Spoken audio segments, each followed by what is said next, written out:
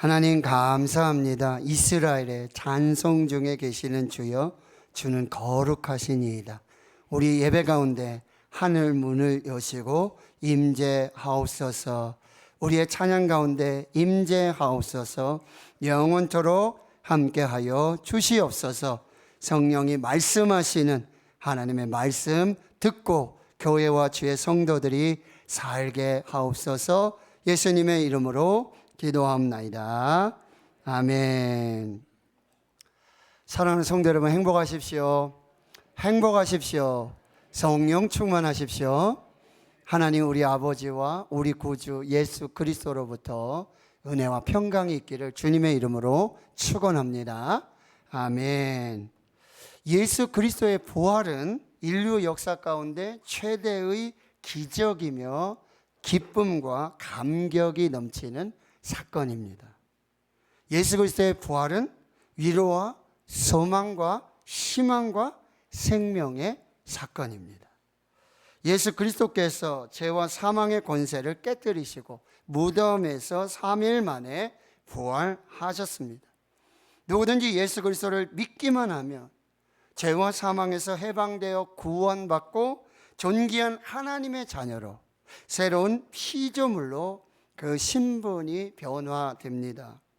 우리 모두가 예수 그리스도를 믿고 구원을 받아 하나님의 자녀가 되었으니 이제는 예수 그리스도의 부활의 생명 안에서 날마다 감사하고 평안하고 기쁨이 넘치며 하나님의 소유된 백성으로 왕같은 제사장들로서 거룩한 제사장 나라의 사명을 감당해야 하는 것입니다. 오늘 본문을 보시면 예수님께서 부활하신 날 저녁에 두려움에 떨고 있는 제자들을 찾아오셨습니다. 두려움에 떨고 있는 제자들을 찾아오셨습니다. 예수님은 유대인들에 의해 신성 모독죄로 고발을 당하시고 로마 총독 빌라도에 의해서 사형 선고를 받고 십자가에 달려 돌아가셨습니다. 오직 예수님만을 믿고 의지하며 따랐던 예수님의 제자들은 예수님이 로마 군인들에게 붙잡혀 십자가에 돌아가시자, 야, 이제 우리도 곧 죽겠구나, 우리도 잡혀서 죽겠구나, 두려움에 사로잡혔습니다. 문을 꼭꼭 걸어 잠그고 숨었습니다. 우리의 희망 되신 예수님이 돌아가셨으니 우리 어떻게 살지? 이제 예수님 없으니까 우리 어떻게 살지? 우리도 똑같이 붙잡혀서 똑같이 죽을 수도 있어. 이런 두려움에 사로잡혀 떨고 있을 때 부활하신 예수님께서 먼저 제자들을 찾아가셨습니다. 두려움에 떨고 있는 사람들은 제자들뿐만이 아닙니다. 이 세상의 수많은 사람들이 죄와 절망 가운데 갖가지 문제에 짓눌려 두려움과 고통 가운데 살아가고 있습니다. 이 세상을 살아가는 동안 예고 없는 크고 작은 사건들이 우리에게 일어납니다. 많은 사람이 너무나 힘들고 외롭고 지치고 슬픈 인생을 살아가고 있습니다. 특별히 젊은 세대들이 꿈도 희망도 없이 외로움에 찌들어서 울고 방황하는 삶을 살아가고 있습니다. 청년들이 꿈과 희망을 잃어 자신을 학대하고 죽고 싶어하고 밤에 잠을 자지 못하고 눈물로 베개를 적시고 있습니다. 누가 그들을 절망에서 구원할 수 있겠습니까? 사도 바울조차 육신의 절망 가운데 다음과 같은 탄식을 하였습니다. 오호라, 나는 곤고한 사람이로다. 이 사망의 몸에서 누가 나를 건져내랴. 그렇습니다. 이 세상 그 누구도 우리를 이 절망에서 건져낼 수 없습니다. 인류의 참된 희망이 되시는 예수님만이, 부활하신 예수님만이 이 두려움에서 절망에서 우리를 건지실 수 있습니다. 길이요 진리요 생명이신 예수님만이 우리를 죄와 사망의 권세에서 건져낼 수 있는 유일한 분이십니다. 부활하신 예수님 믿고 부활하신 예수님과 더불어 살며 모든 두려움과 문제와 절망을 극복하고 참된 희망과 평안 가운데 사는 우리 모두가 될 수 있기를 소망합니다. 두려움에 있었던 제자들을 찾아오신 예수님, 평안을 주십니다. 가장 먼저 평안을 선포하십니다. 19절입니다. 너에게 평강이 있을지어다. 21절에도요. 또 너에게 이르시되 너에게 평강이 있을지어다. 두려움에 떨며 문을 꼭꼭 걸어 잠그고 숨어있던 제자들에게 나타나신 예수님, 너에게 평강이 있을지어다. 히브리어로 뭐요? 샬롬, 샬롬, 너에게 평강이 있을지어다. 그렇습니다. 예수님은 평화의 왕으로 오셨습니다.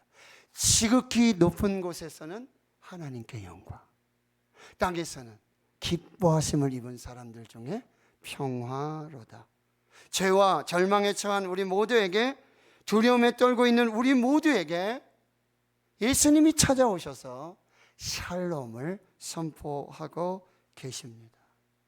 예수님이 주시는 그 샬롬으로 우리 마음으로부터 염려와 근심, 걱정, 절망, 두려움이 떠나가는 역사가 있을 줄을 믿습니다. 오늘날 여러분, 온 세상으로부터 들려오는 소식이 무엇입니까? 온통 절망의 소식이에요. 전쟁, 테러, 기근, 홍수, 지진, 질병, 갈등, 분열, 폭력, 중독, 두려움을 가져다 주는 소식들이 전 세계를 지금 강타하고 있는 거예요. 도대체 어디에서 평화가 있는가? 누가 평화를 주는가? 어디에서도 누구도 평화를 줄 수 없는, 그러나 부활하신 예수 그리스도만이 우리에게 찾아오셔서 참된 평안을 선물로 주시는 줄 믿습니다. 요한복음 14장 27절을 함께 같이 읽어보겠습니다. 평안을 너에게 끼치노니 곧 나의 평안을 너에게 주노라. 내가 너에게 주는 것은 세상이 주는 것과 같지 아니하니라. 너희는 마음에 근심하지도 말고 두려워하지도 말라. 아멘. 요한복음 16장 33절에 계속해서 말씀하십니다. 이것을 너희에게 이르는 것은 너희로 내 안에서 평안을 누리게 하려 함이라. 세상에서는 너희가 환난을 당하나 담대하라. 내가 세상을 이기었노라. 아멘. 예수님이 주시는 평안만이 두려움에서, 절망에서, 그 세상 속에서 우리에게 평안을 주시는 줄 믿습니다. 예수님이 주시는 평안은 세상 그 무엇도, 그 어떤 것도, 그 누구도 빼앗아갈 수 없는 참된 평안인 줄 믿습니다. 이 평안은요, 예수 그리스도께서 십자가에서 우리의 죄와 절망의 모든 죄를 다 짊어지시고 다 이루었도다, 테텔레스타이 선포하시고 우리에게 주어주신 하늘의 평안인 줄을 믿습니다. 예수님께서 모든 죄의 저주를 짊어지시고 십자가에 달려 죽으심으로 죄와 사망의 권세는 심판을 받았고, 예수님께서 부활하심으로 우리에게 위대한 승리, 참 평안이 선물로 주어진 줄 믿습니다. 너에게 평강이 있을지어다. 이 말씀으로 두려움에 떨고 있던 제자들은 큰 기쁨으로 충만하게 되었습니다. 사랑하는 성도 여러분, 가정에 또 자녀, 사업, 직장, 어떤 곳에 어떤 문제가 있든지 평안이신, 샬롬이신, 부활하신 예수님께 나오시기를 축원합니다. 예수님이 주시는 샬롬의 그 평안으로 모든 질병도, 모든 절망도 회복되고 치료되는 역사가 있기를 주님의 이름으로 축원합니다. 이렇게 예수님은 두려움에 떨고 있는 제자들을 찾아오시고 그들에게 평안을 주시고 그 후로 제자들에게 사명을 주고 계시는 것입니다. 우리가 이 세상을 살아가는 이 시간은 그저 덧없이 시간을 보내는 시간이 아닙니다. 하나님이 우리에게 주신 사명, 예수님이 우리에게 주신 사명을 감당하며 사는 시간이 이 시대에 우리에게 주어진 시간을 살아가는 의미가 되어지는 것입니다. 오늘 본문 21절에 보면 예수께서 또 이르시되 너에게 평강이 있을지어다. 이렇게 평강을 주시고요, 아버지께서 나를 보내신 것 같이 나도 너희를 보내노라 라고 말씀하고 계시는 거예요. 두려움에 빠진 제자들에게 평강을 선포하신 예수님은 아버지께서 나를 보내신 것 같이 나도 너희를 보내노라, 그 절망의 두려움의 그 삶의 현장으로 내가 너희를 보내노라, 너희들이 가서 평안을 전해라, 너희들이 가서 부활의 예수를 전하라고 우리에게 말씀하고 계시는 거예요. 이것은 지난주일에 우리가 살펴보았던 것처럼 지상의 명령이고 위대한 명령이고 선교 명령이 되는 것입니다. 마태복음 28장 18절에서 20절입니다. 예수께서 나와 말씀하여 이르시되 하늘과 땅의 모든 권세를 내게 주셨어요. 이 하늘의 권세를 가지고 그러므로 너희는 가서 모든 민족을 제자로 삼아 아버지와 아들과 성령의 이름으로 세례를 베풀고 내가 너에게 분부한 모든 것을 가르쳐 지키게 하라. 아멘. 이 사명을 주신 하나님, 이 사명을 주신 예수님은 우리 가운데 거하시는 최초의 선교사라는 사실입니다.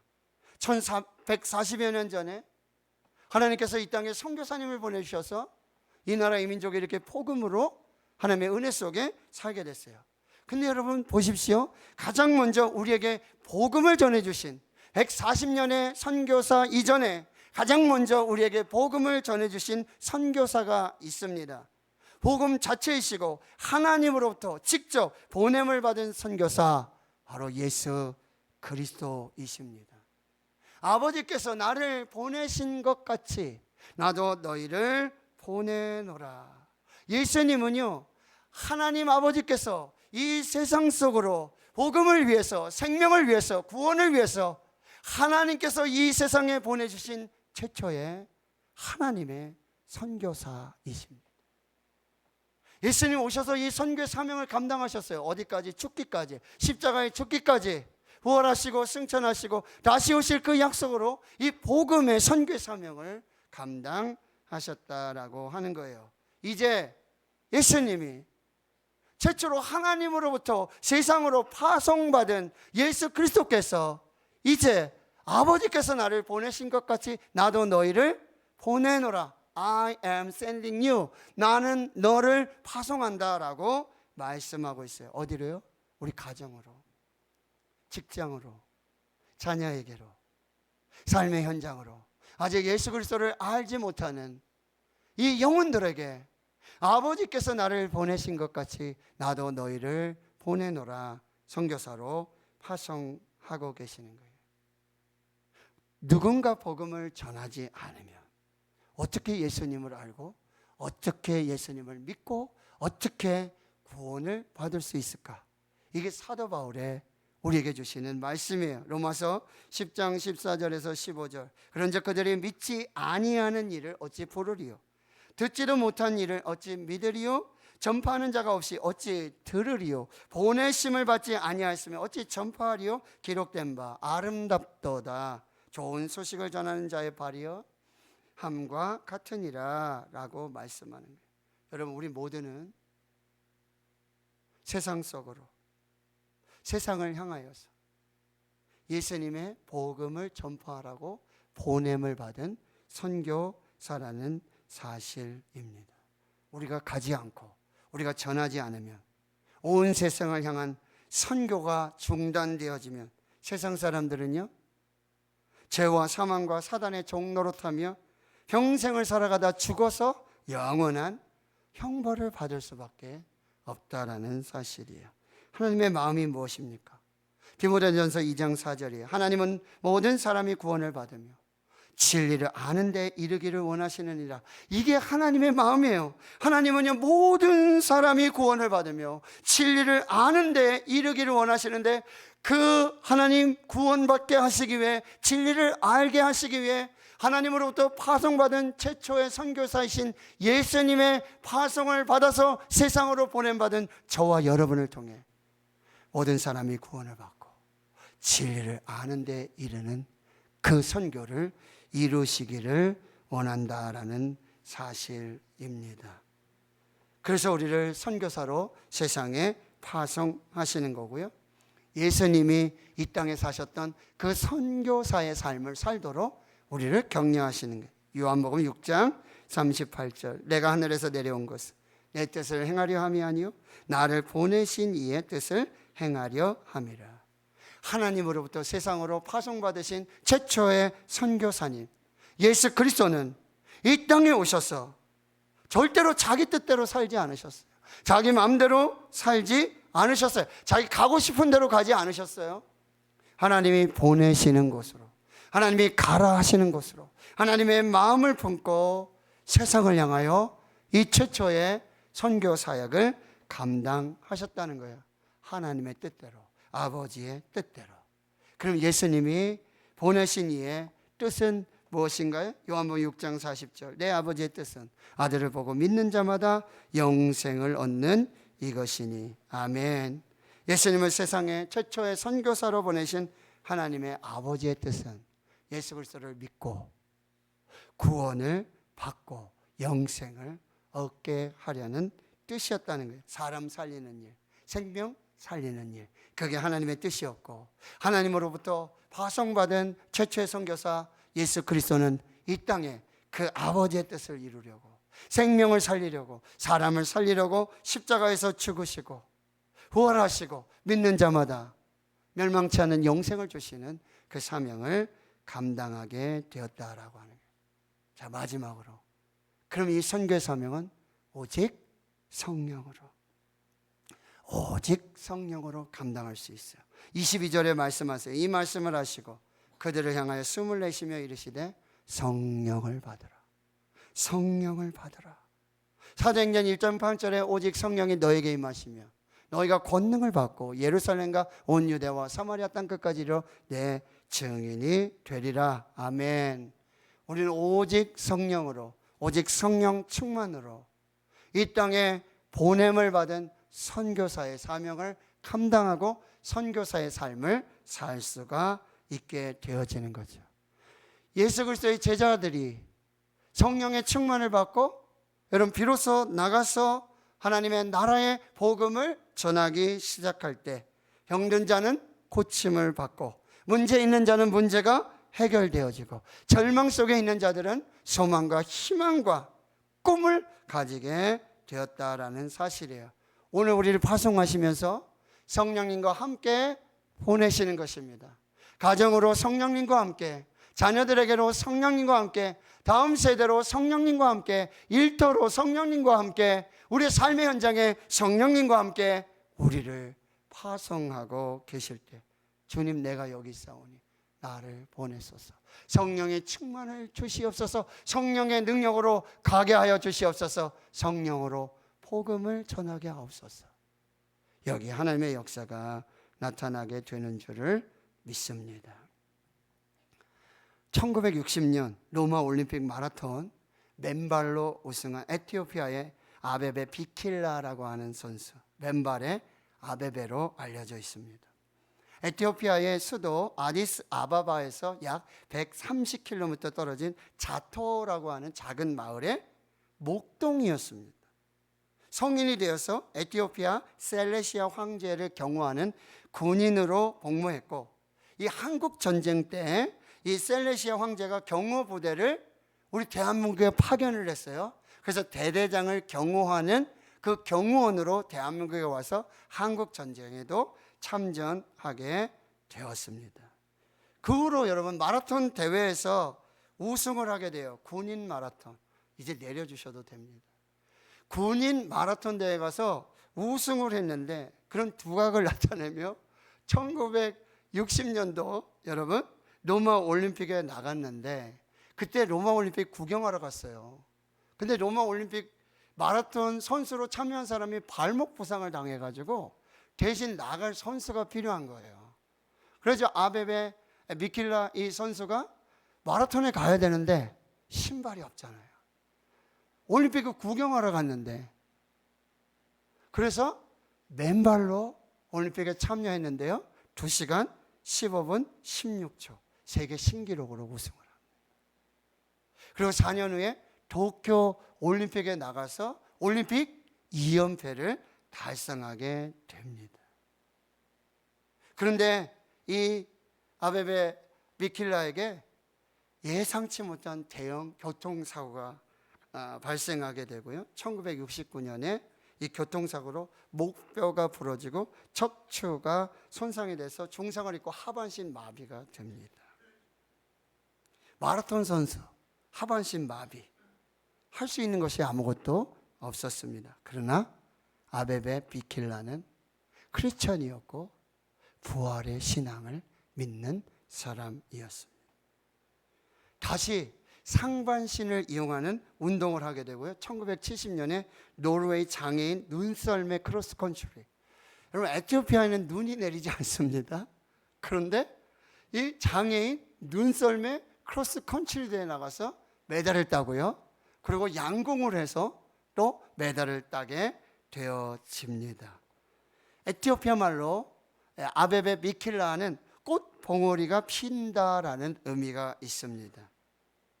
추운 겨울이 지나고 따뜻한 봄이 되고 아름다운 꽃을 피우듯이 이 부활의 신앙을 가지고 있었던, 예수를 믿었던 이 아베베 비킬라는 절망 가운데 포기하지 않고 그의 삶을 통해서 이 땅에 보내주신 선교사적 사명을 감당하며 그에게 맡겨주신 선교사의 사명을 감당하게 되어지는 거예요. 1973년 41살인데요. 교통사고 후유증으로 뇌출혈로 인해서 사망하게 되어집니다. 평생 자신의 한계와 그 고통과 절망 가운데 함께 살았던, 그러나 부활의 신앙, 그리고 이 땅에 나를 보내신 하나님 아버지 예수 그리스도의 선교의 사명을 감당하며 살았던 아베베 비킬라는 위대한 신앙 고백을 이렇게 남기고 있습니다. 나는 비록 두 다리를 잃었지만 내게는 아직 건강한 두 팔과 언제나 함께 하시는 예수님이 계십니다. 고통과 괴로움에 지지 않고 예수님만 바라보고 마지막까지 달렸기 때문에 저는 승리할 수 있었습니다. 아베베 비킬라, 그는 올림픽 2연패, 올림픽에서 다수의 메달을 땄던 그 위대한 인물보다도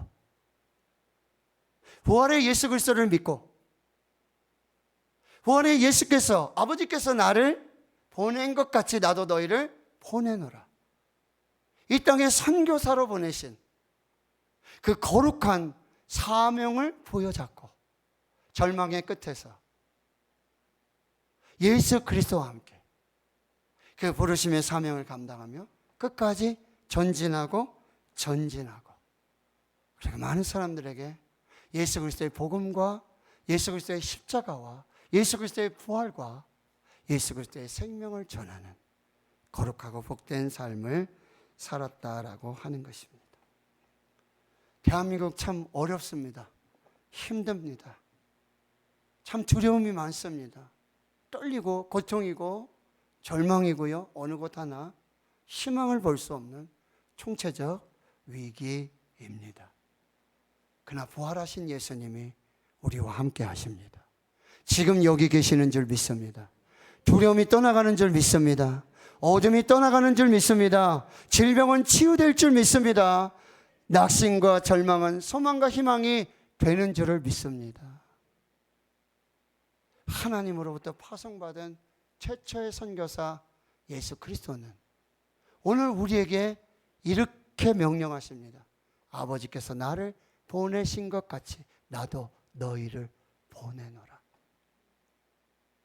절망 가운데, 낙심 가운데, 슬픔 가운데, 실패 가운데, 두려움 가운데 우리를 선교사로 보내십니다.